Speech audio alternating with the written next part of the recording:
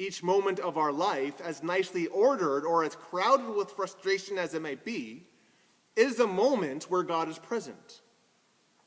And because every moment is one where God is present, it's a moment where we can turn to God, when things are going great and when things are being a little bit more frustrating. Moses turned to God. I'm imagining that Moses, when he wandered up to that dried up wadi, probably thought, what the heck? Like, he was thirsty too. He probably didn't quite get it.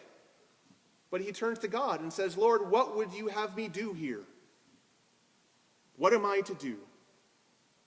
So the question is, and I think the challenge for us, is what happens if instead of looking at the things that we lack, the things that are not occurring the way we would want them to, what happens if we decided to look to the presence of God with us? How would that change everything? When I was a youth worker, before I was a priest, I led my youth group to Tijuana, Mexico on a mission trip. We were on Vancouver Island, so we drove down. We hopped the ferry from Victoria to Vancouver and drove down to Mexico. And we did it as a caravan. It was my youth group with two other youth groups. And our van was lovingly referred to as the Lost Puppies, because we got lost. Frequently, we got lost. Now, when we were in Mexico, and getting lost in Mexico, it's not really a good thing to do. But we were in Mexico, and we were supposed to be going to a place called Rosarito.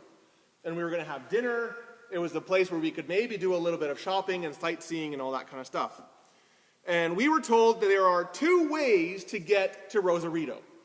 There is the straightforward, easy, and free way to go. There is the longer, the complex, and the expensive way to go, because you have to pay a toll. Now, one question. Which way do you think the Lost Puppies ended up going? We got lost. We didn't know where we were until we found the toll bridge. And so we knew, okay, well, we'll get to where we're going. So we paid the toll. And we were angry, and we were frustrated, and we were disappointed, and this mission trip wasn't going the way that we wanted to go, and this is stupid, and all this kind of stuff, and where is the Lord amongst us? Until we find ourselves driving along the coast of Mexico with the waves crashing against the rocks and the sun in the sky, and it was just this idyllic, beautiful scene, and everything changed. We were reminded that God is with us in all places. All of a sudden, that place of frustration turned into a place of profound blessing for us. No, I'm not saying that God made us get lost. But I'm saying that when our focus turned off of our lostness, off of our frustration, and to the presence of God who was here, the entire situation changed dramatically. There are moments in our lives where God leads us into dry places. Places where when we look through our own power and our own might, we can't see what good can possibly come here. And when we reside in that place, yes, it hurts. And it's frustrating. And it's annoying. But the point of those dry places is not that we need to act to produce that which we are looking for. The point is that God will act. God will be the one who is there for us and who provides. The dry places are places where our faith in the goodness of God are lived out. And in the places of faith, we might just see God work miracles. Moses is tasked to walk ahead of the people and to the rock of Horeb and to strike it with his staff. God says, I will stand there by the rock of Horeb and strike that rock, and water will come out of it for the people to drink. And just like God moved the waters back from the Red Sea, just like God brought food to the Israelites day after day after day after day, just like God leads the people from place to place, God shows forth his presence and his providence by providing that which is needed. But the point isn't water. It's not quenching of thirst. See, Moses calls the place Massah and Meribah because they have quarreled and because they have tested the Lord, saying, "Is the Lord among us?" If we ask the question, why did God lead Israel to a dried up wadi where there was no water, we get the answer. In order to teach them to rely solely on God's presence and God's provision.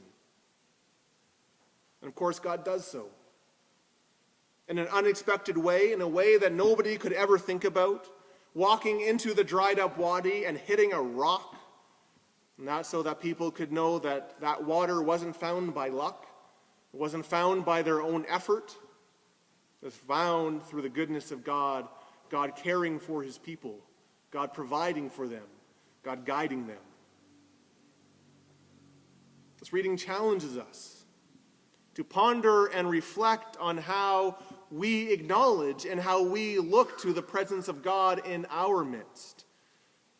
How are we like Moses? How do we turn to the Lord and say, "What am I to do here?"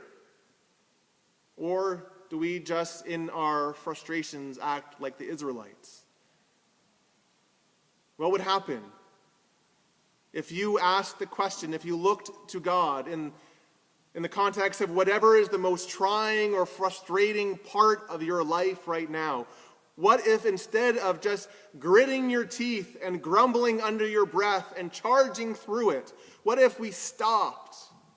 What if you stopped and looked to God and say, "I may not see you, but I trust that you're there. What am I to do?" Because the reality is that you are not alone. God surrounds you.